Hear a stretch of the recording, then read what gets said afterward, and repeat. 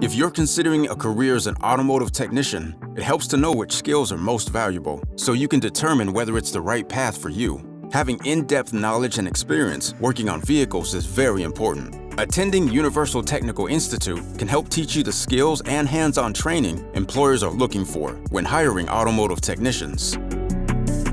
Whether you're employed in a dealership or a specialty shop, one of the most important skills to possess is the desire and passion for working with your hands. The role of a technician is a physical job that requires you to diagnose and repair problems on different vehicles. Since the industry is constantly changing, adaptability is another important skill to have as an automotive technician.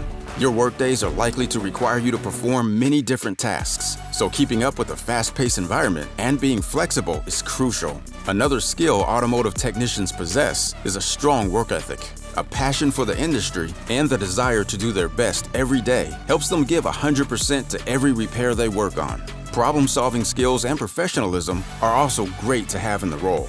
Pursue an in-demand career in the automotive industry that you're passionate about. Click the links in our description to see how UTI can help get you there.